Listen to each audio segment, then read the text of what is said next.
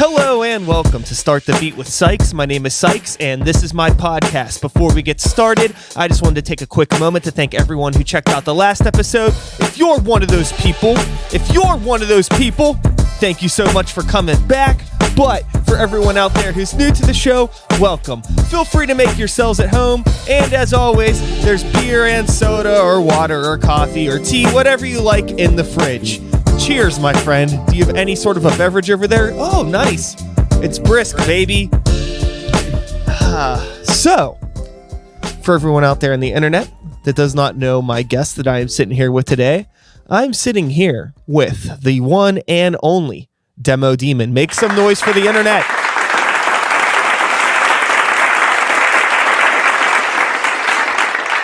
Internet's happy that you're here. I'm happy that you're here. What's up, my friend? I'm here. How you doing today, dude?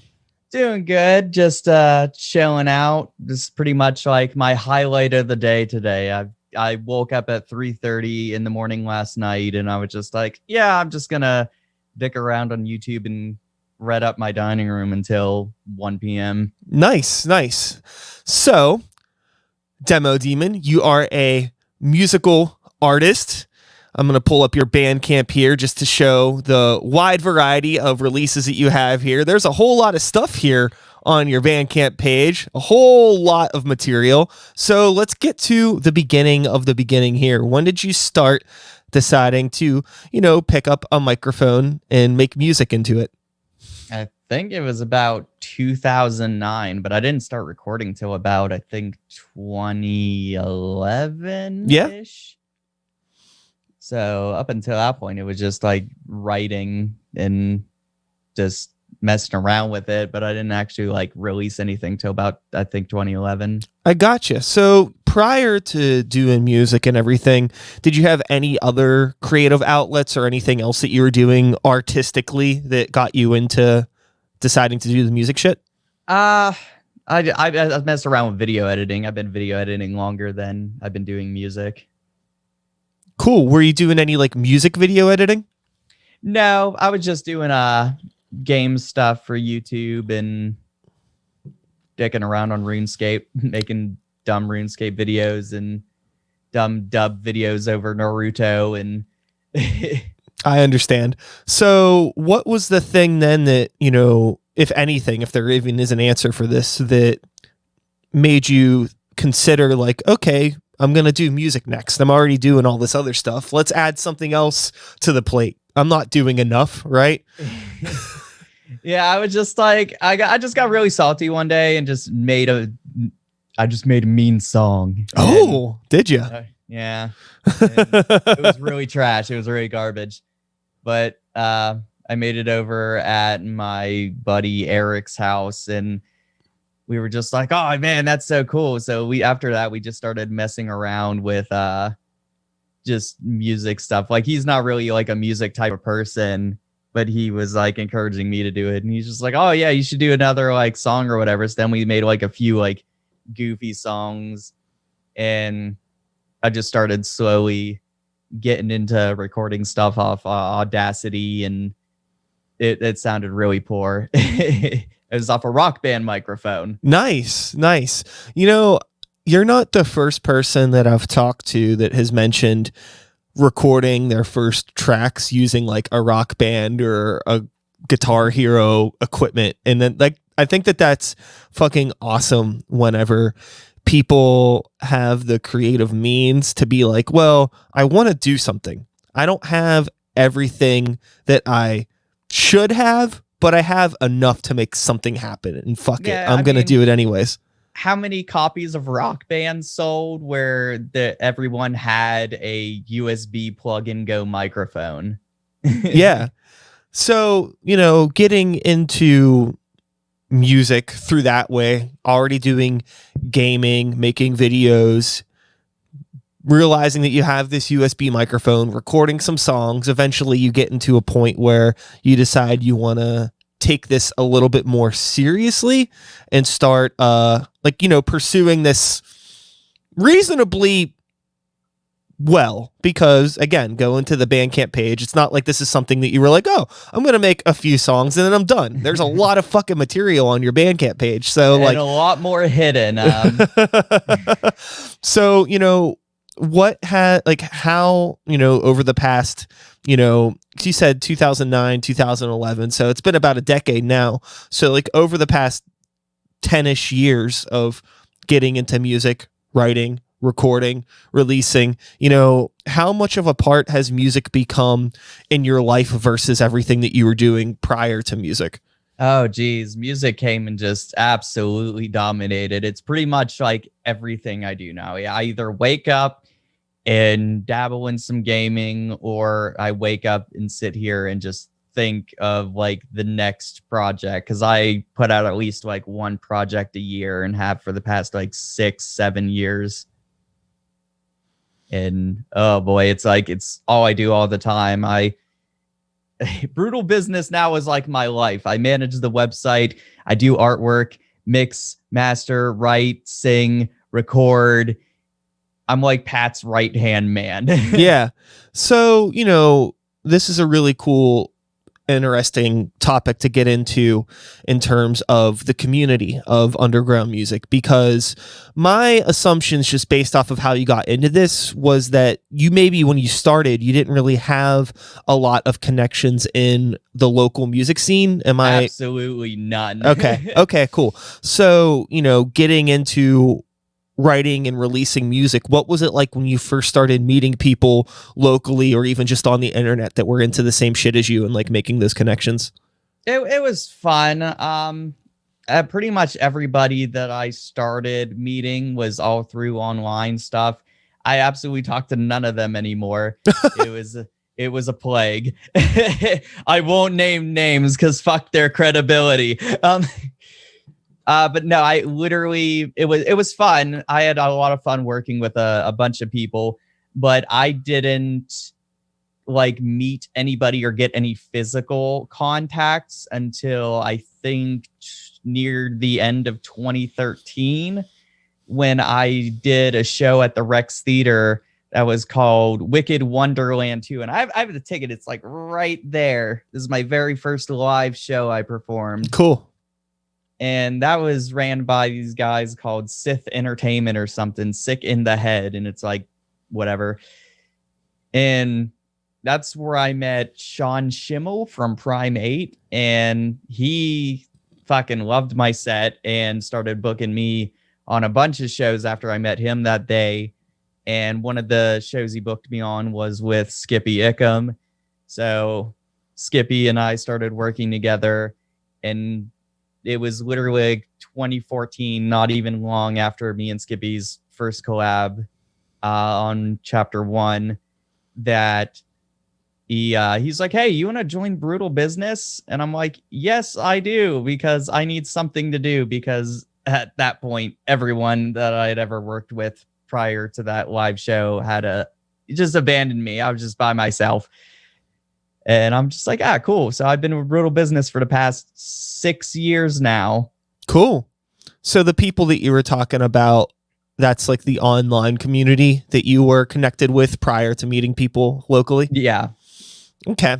So in terms of, meeting people online, not that we need to get into the people that you were working with or anything like that, but just in general, I think that for many musicians that are starting out, or even people that have been doing music for a long time, it could be complicated to actually get your music online and to meet strangers, because there's so many people that are releasing music, and there are so many people that are just trying to be heard, whether they deserve to be or not. So, what was it like for you being somebody that had no connections to anybody at all, just releasing music and just trying to talk to strangers about it? Was there anything in particular that you found worked for you, or that you found didn't work? I pretty much just posted stuff. Like, this is like early, like end MySpace era, early Facebook days still. So this is like, it was a little easier then. Yeah. So I would literally just post stuff, and then like on YouTube, and I don't really use SoundCloud, and I still kind of don't. I dabble in it. But I just like posted stuff online randomly on random websites, and it was pretty easy to talk about people because everyone that I ever talked about it with approached me, because I would just throw stuff on the internet and then I would get random friend requests and messages on Facebook and like, hey, I like that song. I found you on this. We should do something. And Yeah. I never turn anybody down. I'm like, okay, because no matter who I work with, to me, it's just like free promotion if I just do a song with somebody, even if they're like nobody at all and like have 2 fans. I'm like, but those 2 fans will hear me. Sure. That's a great mindset to have. So Now, it was easy. so then, how have you seen the internet change then in the past 10 years? Because it's definitely a much different thing. It's kind of funny because like, even though we're in the future, it feels so much more like the Wild West in terms of just trying to get anything out on the internet right now. The grind is way harder now than it was then, because everywhere you post now wants you to pay to get everyone that followed you to see you. Mhm. Like, it's just like, oh my God. Like, I get told I don't share enough of my Facebook page or whatever on Facebook. And it's just like, yeah, but if I post on there, I'm literally going to get 2 people liking, because out of the 2,000 plus people on there that like it, like 10 people are going to see it. Sure. And it's like, unless I pay Facebook like $10. Yeah. And then when you pay Facebook $10, you get a bunch of bots liking your stuff. And then everyone goes to who likes this page and goes, well, here's A-Rap Jones and here's Shamada Kadasidi. And I was like, okay. And they're going to be like, you paid for likes. I'm like, I'm not paying for likes.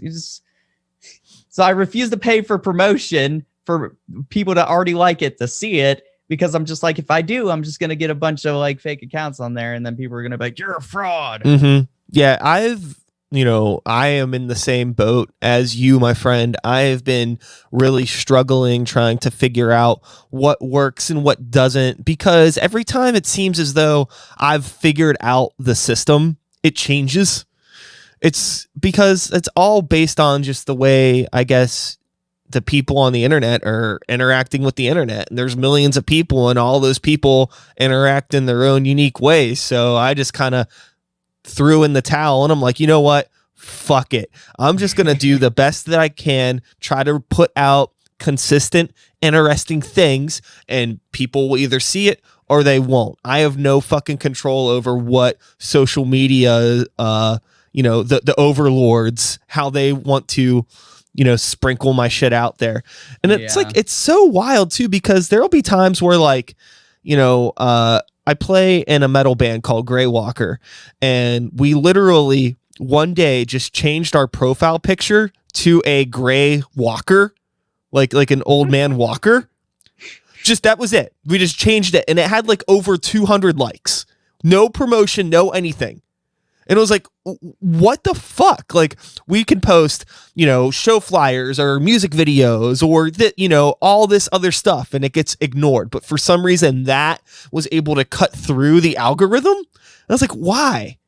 That's like, really weird. I've been perplexed about it for like the past year since it happened. I cannot figure out how that worked. And it like made me feel like, maybe there's more to this and more to figuring out Facebook than we're realizing, but I'm not smart enough to know how to crack the code by any means. People tell me that it's post 3 times a day, and I'm just like, I'm not interesting enough to post 3 times a day. Nobody is. Like, you just want me to post memes, and then people are gonna think I'm a meme page. Like, yeah. So this is another interesting point of conversation to get into with you, because I know that outside of the music, you still do other things. You wear a lot of hats, and you're somebody that is like has like kind of like a few different sorts of presence on the internet. I mean, all under this Demo Demon moniker, but I mean, like, you still do gaming stuff and things, right? Yeah. Okay. I play games on YouTube and do little videos and stuff. So I'm curious. Do you ever feel as though you almost need to like find these alternate ways to kind of like not trick people into finding out about your music, but like kind of sneak it in, like, oh, like I could do these video game things, but my music will be playing in the background. Fuck it. And somebody asks about it, I could be like, that's me, or other things like that. Like, what are some like alternative ways you found to kind of try to game the system on the internet? I do tech videos too for YouTube, and part of that is like I gained a lot of subscribers recently from doing those tech videos. So I've started just like uploading all of my music to YouTube slowly on my page, and I'm just like, yeah, you know, people are subscribed will just be like, hey, there's that tech dude, what's this, and just hopefully click on it. That's just it. I did have one person who made a video where they played Life is Strange, this game, but they did like a parody video on it where they voiced the characters, and at one point the character puts in headphones and they're walking through a high school, and as they put on the headphones, they messaged me on Discord, and they're like, hey, you care if I use your music for the music they're listening to in the video? I was like, go for it. They put on the headphones and it's just me, and I'm like, yeah. Super, super cool. So, you know, another thing that has changed over the past 10 years, you know, since you got into doing music, is just music itself. You know, what like styles of music have changed.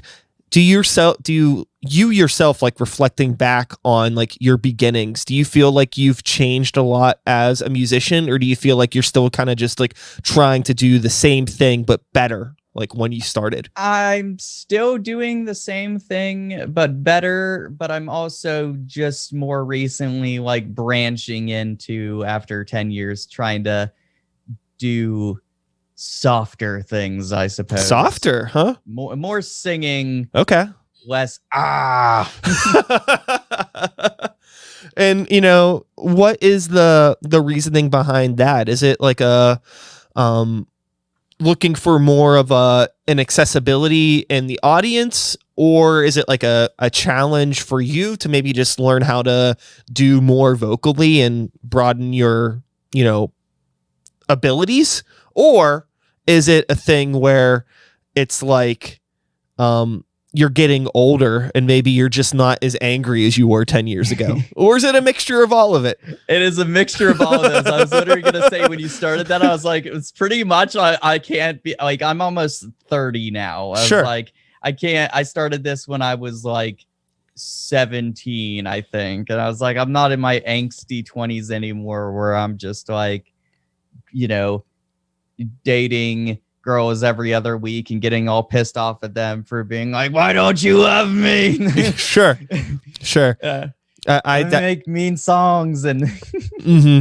I relate, you know, as somebody that is still in bands, playing in metal bands and shit like that. It's you know, it's a weird self-realization when like you have that moment and you're like, what am I yelling about still? Or like, you know, I just turned 35, and like, you know, granted, we haven't played a show in about a year because of, you know, the pandemic, but the plague, back like when we were playing shows, you know, there is kind of like these weird moments every once in a while where you're like, everybody in this room is like 12 years younger than us. Not that like I have like a beef with young kids, and I like playing music for whoever, of course. But it can be strange sometimes. It's real easy, I think, as you get older to start to feel disconnected, especially when like the music that you love is like unavoidably adolescent. I'm still listening to shit from like 10 years ago. Yeah, same, dude. It's like all the stuff that I grew up with and the stuff that I love is like, you know, this is not music for 30-somethings. But now we're all getting to that point. So now it kind of is, and it's like it's interesting, you know. It's like the first time like our generation and being like, oh, like, you know, I'm gonna be, you know, 50 years old and still listening to Korn. Like, what the fuck is that about? Yeah. But there's probably 50-year-old people now that listen to Korn, because Korn's been around plenty long enough. I had found this YouTube channel recently. They're called Two Rocking Grannies.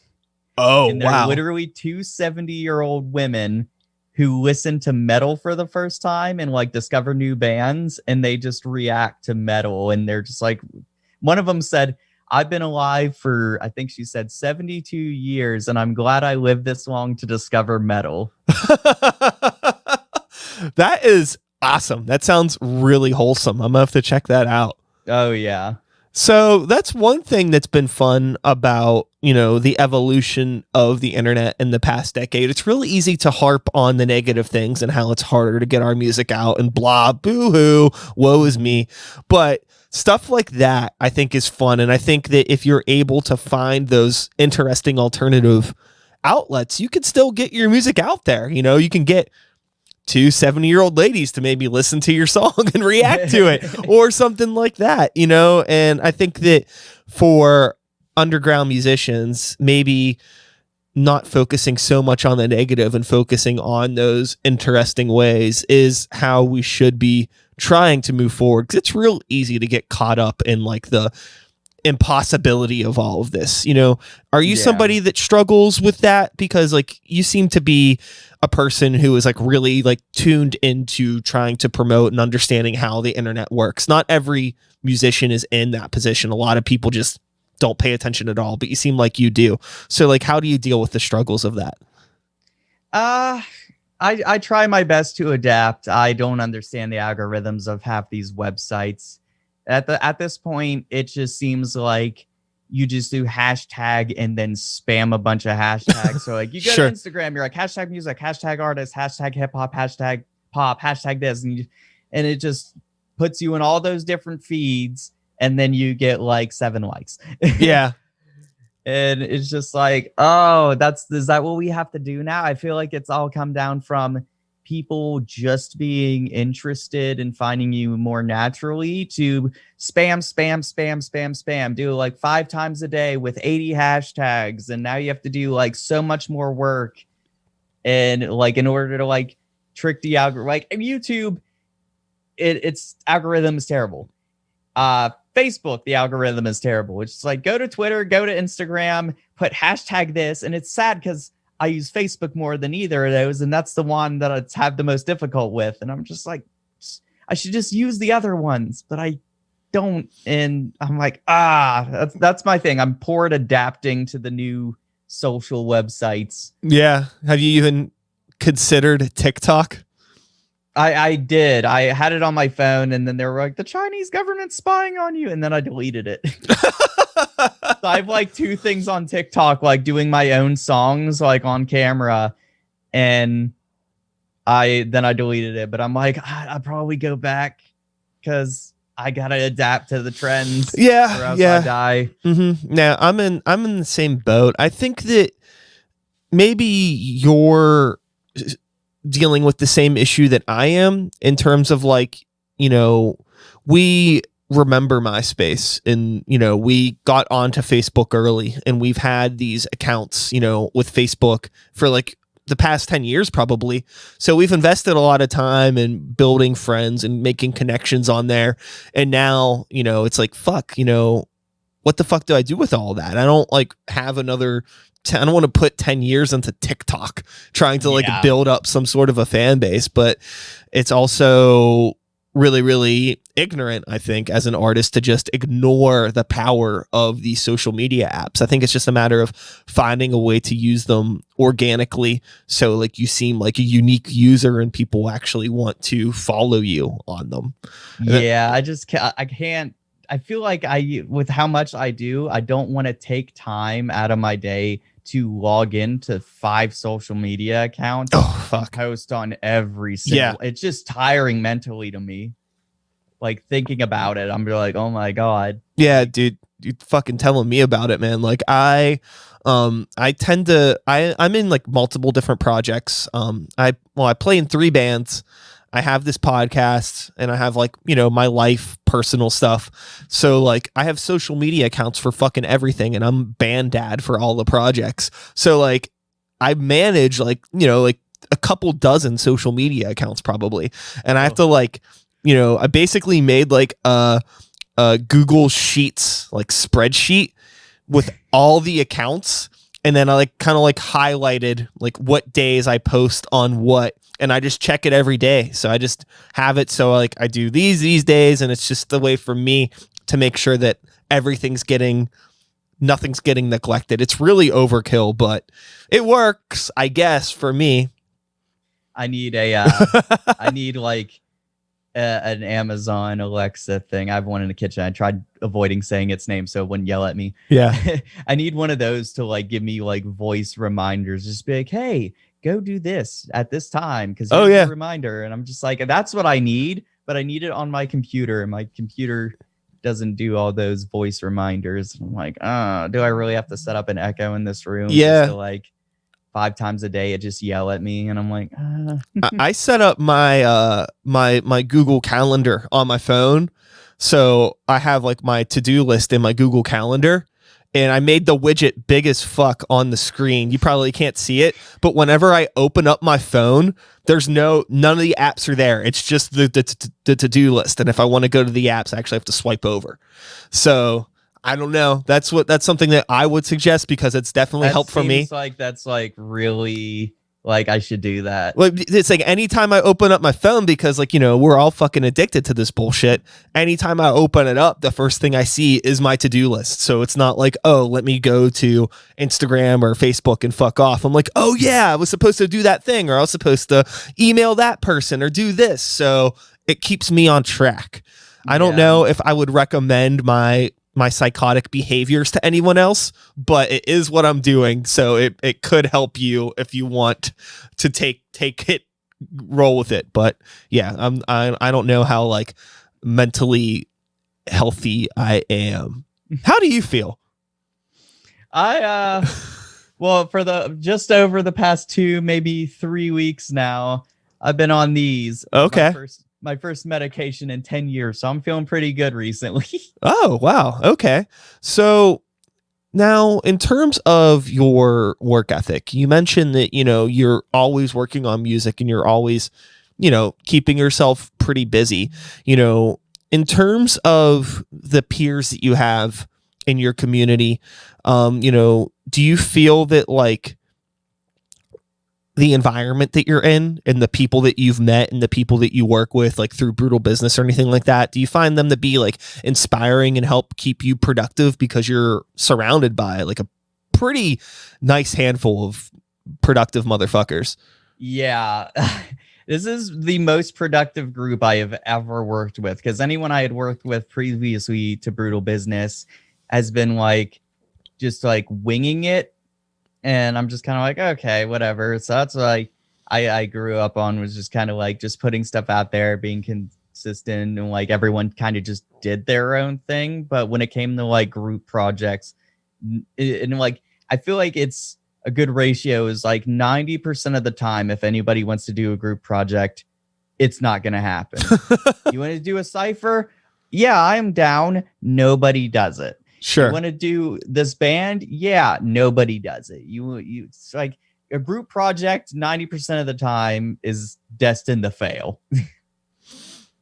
So, but Brutal Business is just like, holy shit, these people are like every other month. It's just like, hey, my album's coming out. I'm like, what?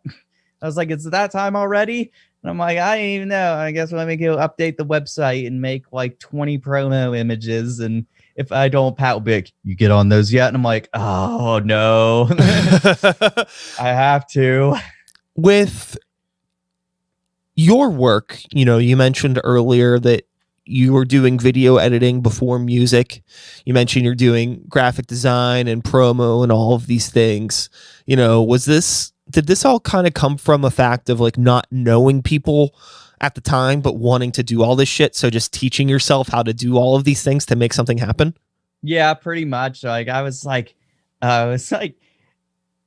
ain't selling those CDs. You expect me to make money to pay for artwork? I'll go make my own artwork. Yeah.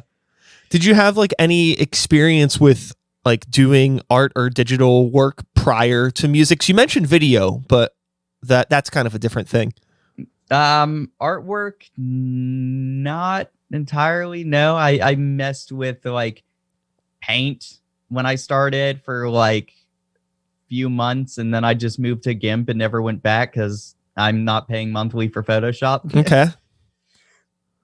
You seem to be someone that's very stubborn with money. Yeah. I mean, unless it feeds my gaming addiction, and I'm just like, let me spend it all.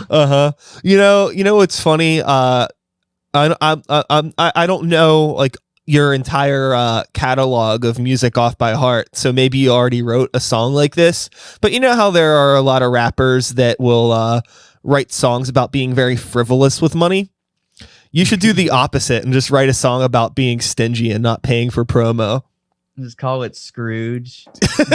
Yeah, there's so many samples you could pull from if you wanted to do that. That's actually an interesting question. So in terms of like your music production and your beats and things like that, I actually don't know like how much, if at all, if you handle any of the production stuff, recording. Like, what is producing the tracks for Demo Demon like?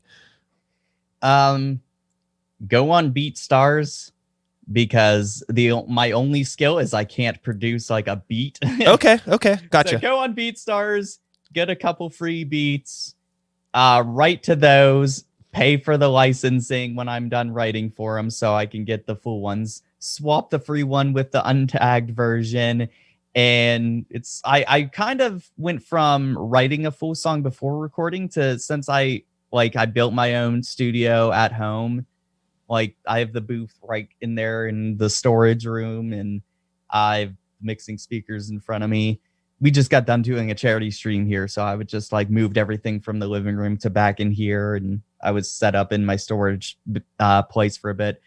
But I've adapted to writing, and then I would record, and then I would mix as good as I could, and then do poor ass mastering to 10 years later, where I write and record at the same time, and mixing has become way easier because I just have everything hotkeyed now for like me. So I just press 1, 2, 3, 4, 5, 6 on my keyboard, and it goes through all the like filters that I have custom set for my voice, and it just like stretches the low vocals and flattens the high vocals, and I'm like, boom, solid thing, I'm mixed. And I have like 6 different mastering settings that I custom made, so I've become like an automated machine. Yeah, I think that, you know, the other thing too, once it gets a lot easier as you know more, and also just having a good fucking mic. Like, I'm assuming you record on the 7B you're talking to me now through, right? So I record music on the Audio Technica AT4040. Okay.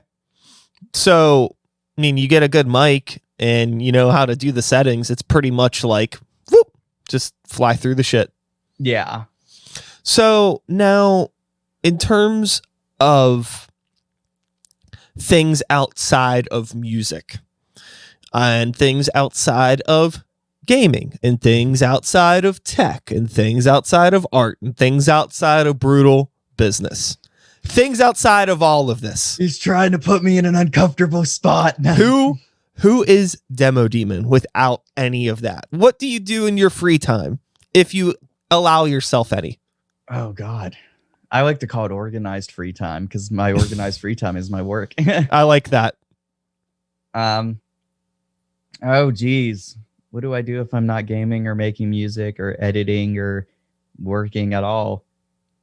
Horror movies. Okay. Shudder. Yeah. Like, I sit with my wife and I'm just like, okay, let's go watch Joe Bob's Last Drive-In. Fuck yeah, dude. The 80th time, because I can't get enough of him. Hell yeah. That rules. So, a family man, I see. How is, you know, the people in your life that aren't connected to the music shit, how do they react to you being so heavily involved in all this stuff? My closer family is supportive. I don't hear too much from the family outside of that about it. And I just go, hey, why don't you guys come to my shows? And they're just like, hey, why don't you call us? And I'm just like, oh. So I'm just like, oh shit. Well, yeah. Well, I'm epileptic and can't drive, so I can't visit you. And grandma gave me the wrong number, so I can't call you. So fuck off. Got it. But everyone's pretty, for the most part, pretty supportive. What was it when like? it started out, it was like my dad's just like, "What are you doing with your life?" And I'm Sure. just like, "Oh, I'm trying." And now he comes to like every one of my shows. Yeah, that's cool. I think that, you know, it's always that interesting conversation, especially for people that are getting into like the more like rap world of things, you know, like telling your family that like, hey, I'm making rap music. Everybody's like, what the fuck are you doing? Like Insert nobody's ever picture like of Nell House from Simpsons going, yeah, nobody's ever like, oh, that's great. Yeah, Yeah. like what the fuck are you doing? So that's cool that you seem to have had that support from the family, and it's also cool that you have found, you know, a supportive group of people locally. And, you know, now over the past year, it's been really hard for pretty much anyone to do anything. So void out this past year.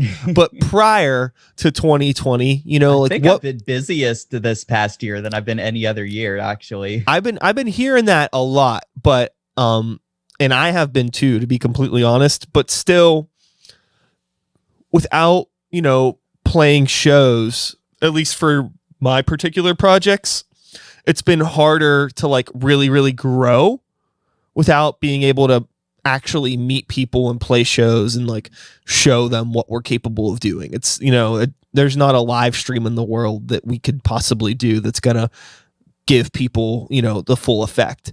And I'm just curious about like, you know, with you over, you know, the past time and getting into playing more shows and being a part of the community and being in the community, you know, how has playing shows been for you? And do you find it to be a necessity for your music, or do you find like still working strictly on the internet is more of a benefit? Because a lot of people in the rap community seem to thrive pretty well without playing the amount of shows that like a rock band would, just because it's a different demographic. I absolutely, if I can get a show, I will take it straight up. Like, I guess I'm the opposite to the rap community then, because like I will do shows, and since in the style of music I do, this like underground hip hop thing where I don't just fit in with rap artists. I could do a metal show and people still dig it because like the style where I'm just like, fuck everybody, and they're just like, yeah. So I fit into like both crowds. I love metal music. I can perform at metal shows. I performed at a bunch of metal shows, and it's just like I get a way better. I've not had a single bad reaction at a show. It's since my very first show, it has been nothing but positive. And I'm just like, okay, I like this way better than just posting a song on SoundCloud and tagging 78 people on Facebook and being like, go share my song. I think that there's an interesting thing with some of the rap community, and where there are a lot of people, and I've played shows with these motherfuckers, so I know for a fact that's what this is.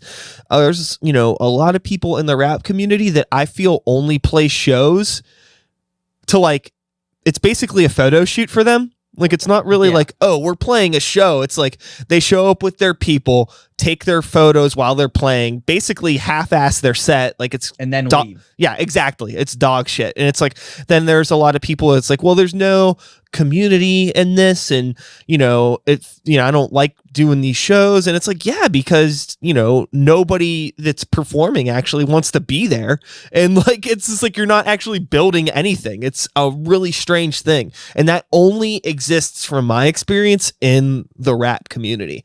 Not every rap show is like that, but there are no rock bands that are like that I've been around, and there are no. It's a different thing. It's weird. I mean, obviously, because I guess it's a lot harder, you know. It's not like with rock bands, you just show up with whatever you show up with your beats on a disc or a laptop and just go up on stage. You actually have like a bunch of shit to carry. 15 minutes of prep work to like set up all the instruments, and make sure you got all your like guitar like filters and all that like hooked up, and amps, and but it's just like I like to call myself an artist. I don't like telling people I'm a rapper because I feel like it's degrading. Sure. It was just like, yeah, I sing, rap, I dabble in screaming. I'm not good at it. And I was like, I do like 80,000 things. And I'm sitting here like, if I go to a show, I stay until the last person. if possible. Like if my ride's like, we have to go, I'm like, well, I have to go. But if my ride's okay with it, I'm just like, well, I'm going to stay here till like there's like 2 people left in here if one person's still performing, because I want to make sure I hear what everybody has.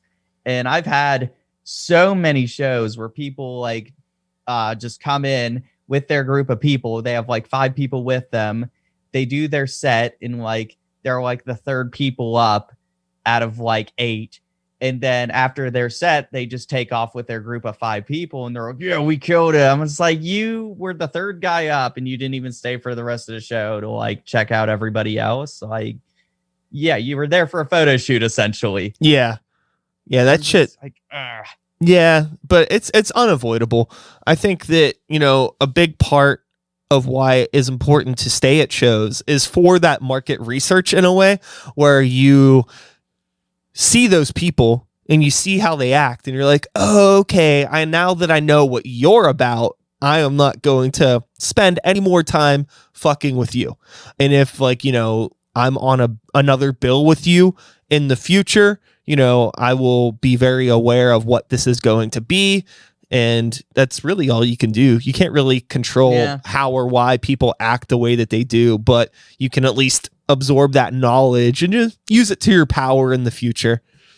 Yeah, pretty much. Like if I'm on the same, or if I'm on another show with people who are just going to show up and leave, I'm not going to go watch the show because I want to interact with the people before and after.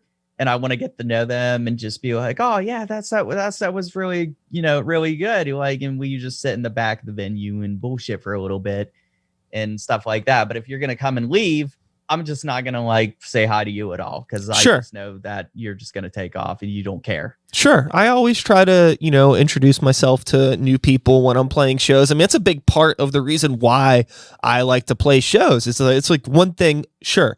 Maybe you're performing for new people. Maybe you'll make some fans. That's obviously important.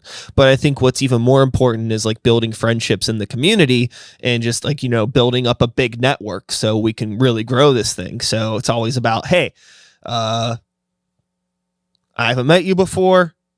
I'm Brian, or I'm Sykes, or I'm whoever. Nice to meet you. And if like you're a turd, then fuck you. Like I like my patience for people is so fucking low.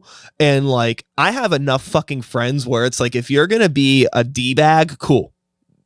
Bye. Yeah. Bye. Good fucking luck, buddy. That's really all I could say. Just have fun.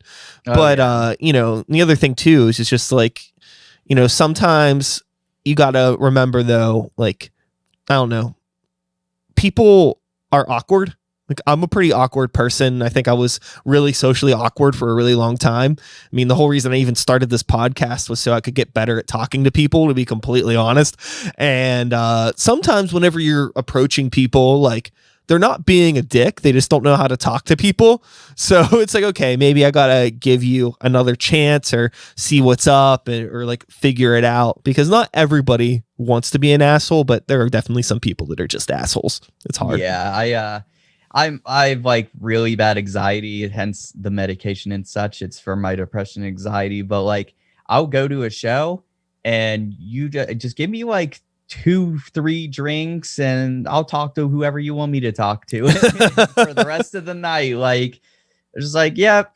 Cause it's like I had stage fright growing up. So I'm just like, I got into like school plays and stuff and like, before middle school. And I was just like, I'm a piece of corn. And I'm like, yeah, I couldn't even say that.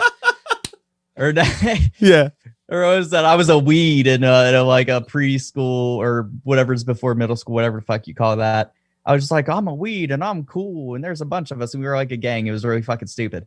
And I'm a piece of corn. But like, I couldn't even do like, we're the weeds and we're cool line. And it was a group thing. So I wasn't even singled out and I still refused to do it. Like I had that bad a stage fright. And up until that Rex Theater show, like I still had stage fright then. And I was just like, yeah, like, I didn't know what to do, but now I'm like way more comfortable. I'm just not allowed to drink before I perform anymore because I've screwed up like twice. I think that that's a really, really good rule. Honestly, is the no drinking on show nights, at least until after you perform. Yeah, that's something that I have definitely that's a rule that I've broken plenty of times. It's a rule for a reason, I suppose.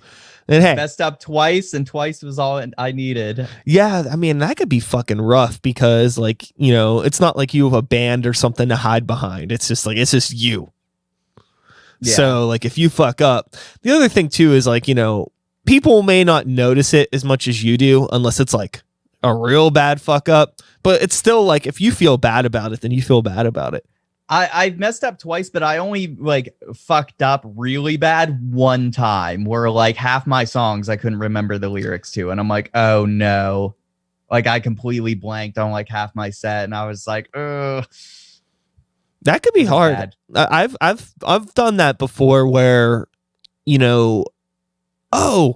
I'm going to do a song that I haven't done in a while, or somebody at a show is like, yo, do that song. And like, I'm here to entertain. So let's do the song. So, you start it. And then all of a sudden I'm like, wait, I don't know these words. Not doing a song in a while that I've listened to is my entire discography, because once I'm done recording an album or an EP, I will not listen to it ever again until I have to play the song and I go, oh, there's 3 days before the show. I guess let me pull up my set. Mm-hmm. Are you somebody that finds it like infuriating if you're like around a group of people and they put on your music? No. I fucking hate it, dude. I do not know what it is. I don't know. Like, I have no good reason to be embarrassed. Like, I am a 35-year-old man. I should not be embarrassed by anything anymore. But like, there have been multiple times where like, at a party, somebody will put on my stuff and I'm just like, ugh, it's so cringy to me. And I don't know why. I think it's just like, I think the idea of like me being in like a really common social situation and being like, listen to my music, this is me. Like, I hate the idea of being that person, and I don't want anybody to think I am. So whenever I don't feel bad as long as I'm not the one bringing it up. Sure. If somebody else does it, I'll be like, yeah, sure, I'll entertain. I'll like sing to my own song. Like if I'm at a party and they put it on the TV and they're like, yeah, this is Demo Demon, the guy in there, and I hear it, I'll go in there and I'll start being an entertainer. Wow. I'll go along with it and I'll like perform with the song. Good for you. I could not fucking do that. But yeah, I ain't telling anybody to put on my music at a party. Do you ever get if you're talking to people and it comes up that you do rap shit, do you get the like, give me 16, spit some bars, dude? You ever get that sort of shit at parties? Sometimes I just give them some I've already written. Yeah, fair enough. It's been really, really hard for me to even entertain that sort of stuff because it's like I'm always like on the spot. And if I'm at a house party, I'm probably fucked up. Like I'm never like ready to go. And maybe I should be, if I'm going to be a rapper, right? Maybe I should be fucking ready to go all the time. Maybe that's part of the reason why things haven't quite worked out. But if I'm drunk, the best they're going to get from me is they'll be like, spit a 16. I'll like spit like the last like 6 bars of like one verse, and then I'll grab from like another. I'll mishmash some of my like there you go verses, like my favorite parts. So it always sounds like it's some hodgepodge of like my greatest hits without them knowing. So I just sound like the super dopest. I should try that, man. I don't know. I feel like it's like there's no beat, so they won't know. Yeah, it's been probably quite a while since I've been around anybody that has done that. I feel like these days I keep my friend circle pretty small. And if I am at like a house party or chilling with people, it's like, the same motherfuckers I've been hanging out with forever. So it's like none of them motherfuckers want to hear me rap ever again. Probably. They're probably fucking sick of it at this point. So I don't know. I'm curious. Now I need to know how I would react should that happen again. But I don't know if I'm ever going to be around strangers again until this fucking COVID shit's over. Oh, yeah. It's terrible. Yeah. I miss shows so goddamn much. Like, I was doing shows like every single week, and then it hit, and I'm like, Oh, it's only going to be like, what, 2 months? 1 year later? Yeah. What? It really, really sucks. I had to cancel my wedding, which was like, I call her my wife. We're supposed to be married right now, but we're not. I still call her my wife. My wedding was a Brutal Business show. So it was like, I had a flyer and we had like 12 acts listed. And that was going to be my thing. It was going to be like 4 acts, wedding, 4 more acts, and like, and it was gonna be awesome. But now we have to push that back till God knows when. Yeah, that sucks, man. I'm sorry that happened. It's we'll figure it out. I just gotta like re-edit the flyer whenever stuff happens. Yeah. So we get new acts and boot old acts that can't do it anymore, and yeah. So, in regards to the future, you mentioned that this has been a very, very busy year for you. So you're staying productive, whenever the gates are lifted and we're all allowed to fucking take the stage again. I'm sure there's going to be a lot of people that are going to take the stage. I'm actually really concerned about this because there have been places that have closed, and I think, with the limited capacities and all of these things that are probably going to still be in place, I think it's going to be really hard to get fucking shows because there's going to be so many people that want to play. Yeah, I feel like everyone's going to want to go to shows too. Like well, there may be a limit once everything is lifted and the limits are still in place. I feel like the limits are going to be filled to their capacities all the time for like a good solid year at least, because people are like, I'm sick of being inside. I want to go do some. Here's a local band. Fuck it, let's go see them. Let's go see them because we can't be home anymore. Yeah, I'm looking forward to it, but also it's going to be very, very. It's going to be interesting at first because, regardless of how legally safe and how technically safe anything is, I don't know how many people are going to feel mentally safe to leave the house. Are you somebody that is like, kind of fucked up about a lot of this stuff, or are you like ready to go, like whenever the opportunity comes? I'm ready to go. I feel like I trust the public word enough to where I feel like I know if someone's being stupid about the virus thing or if somebody's being not stupid. If I feel like it's a not stupid person telling me we're good to go, I'll trust it. Okay.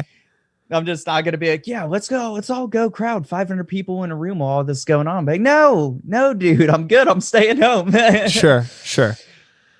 But it's like if, a few governors and scientists are like, yeah, everyone's good to go now. You can go out and not wear a mask anymore. Okay, fuck it. I'm ready. I'll still wear a mask for like a few months maybe, but like, yeah, I'll fade out of it. Yeah, I'm in the same boat as you. I'm ready to just roll with whatever happens. I'm just I just don't know what to do. Like, I feel like I had a really productive year and, I did a bunch of stuff, recorded a couple albums, did some music videos, did all this fucking shit.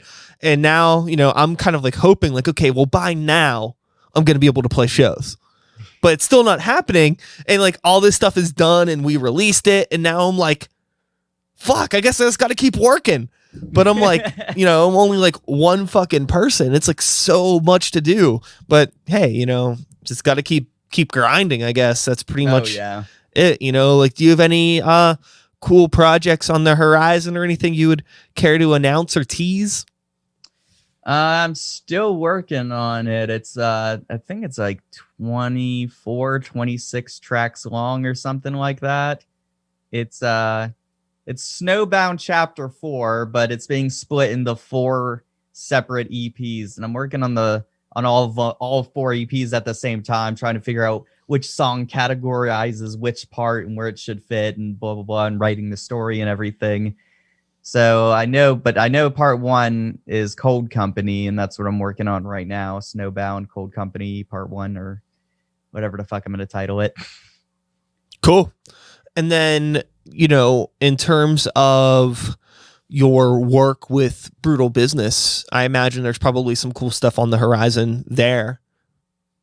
Yeah, I don't know entirely what I am am not allowed to talk about. Fair enough. Fair enough.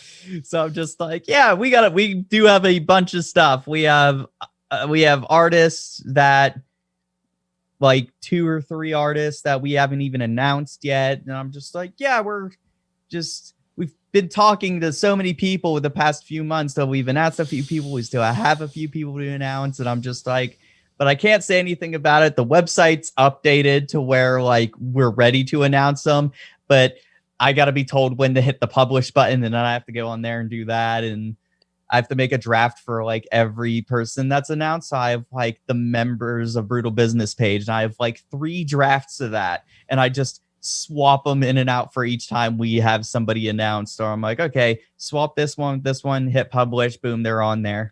Yeah. And where can people find the Brutal Business page? What's the website? teambrutalbusiness.com. Cool.